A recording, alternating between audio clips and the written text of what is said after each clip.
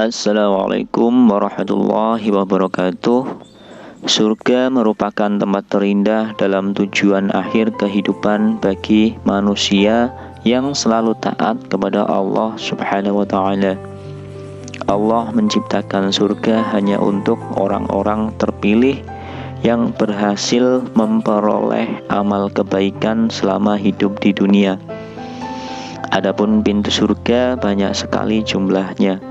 Pada video kali ini kita akan melihat atau mengintip pintu surga jamaah sholat asyar dan subuh. Sholat berjamaah memang diwajibkan oleh Islam. Wajibnya wajib kifayah. Artinya jika satu kampung sudah ada yang menjalankan sholat berjamaah, maka gugurlah kewajibannya itu. Namun jika satu kampung tidak ada yang berjamaah, maka berdosalah orang sekampung. Rasulullah sendiri kalau sholat tidak pernah tidak berjamaah, alias selalu berjamaah di masjid bersama sahabat-sahabat yang lain. Mereka 5 kali datang ke masjid, 5 kali juga berjumpa dan bersilaturahim, 5 kali berjabat tangan, 5 kali saling menyapa dan bersalam, 5 kali juga bertegur sapa dan tersenyum bersama kawan.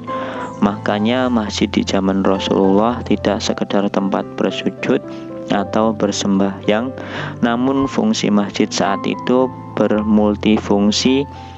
Bisa jadi tempat belajar, tempat pertemuan, tempat musyawarah, tempat menerima wejangan Rasulullah, tempat akad nikah, dan lain-lain. Bahkan Rasulullah pun menggunakan sebagai tempat menerima tamu atau delegasi, tempat tawanan perang, tempat latihan, perang-perangan, tempat pengobatan, tempat pembagian zakat, sebagai pusat peradaban umat Islam. Dulu masjid masih terbilang langka. Boleh dikata tidak setiap kampung ada masjid. Di zaman Rasulullah sendiri hanya ada beberapa masjid saja. Makanya jangan heran kalau ada sahabat yang berjalan kaki 5 atau 6 km hanya ingin sholat berjamaah dengan Rasulullah. Rasulullah pun paham dengan keadaan sahabat-sahabatnya itu. Beliau mengatakan, makin jauh makin banyak pahalanya. Lebih dari itu, pahala akan dihitung di setiap langkah. Menunggunya di masjid pun dinilai tersendiri, sama dengan sholat sunat. Luar biasa kan? Sungguh Islam menghargai bahwa pahala itu disesuaikan dengan jerih payahnya. Makanya ada sementara sahabat yang jauh rumahnya mau pindah dekat masjid, kemudian dibatalkannya, sebab ia tahu jerih payahnya diperhitungkan oleh malaikat pencatat amal. Kebalikannya sekarang, boleh dikata hampir 100 meter dari ke masjid. Ironisnya setiap tipe waktu sholat jamaah sebaris pun tidak penuh, terutama di waktu asyar dan subuh. Subuh dan asar memang waktu spesial bagi orang Indonesia.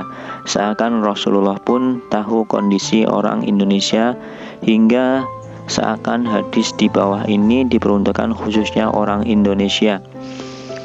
Berbagai alasan yang disampaikan, subuh bisa jadi masih ngantuk, masih terlalu pagi, apalagi yang malamnya begadang atau mempunyai bayi kecil dan lain-lain. Juga waktu asyar sangat tidak pas bagi pemalas. Alasannya waktu habis dari kantor, waktu olahraga yang dicapai, yang penat, persiapan mandi, memasukkan ternak, dan lain-lain. Umumnya manusia tidak mengerti bahwa asyar dan subuh adalah pilihan Allah. Waktu untuk mengukur betapa repotnya manusia kok masih sempat berjamaah ke masjid. Berarti orang ini orang pilihan. Ia dapat mengatur waktu, ia disiplin, kesungguhannya memiliki agama dan keimanan yang kuat, membuat Tuhan patut memberinya hadiah di surga. Rasulullah SAW bersabda, siapa yang sholat berjamaah asyar dan subuh, maka ia akan dimasukkan ke surga. Hadis riwayat Muslim. Rasulullah SAW bersabda, siapa yang pagi dan sore pergi ke masjid, maka Allah menyediakannya hidangan setiap pagi dan sore di surga. Hadis Bukhari Muslim.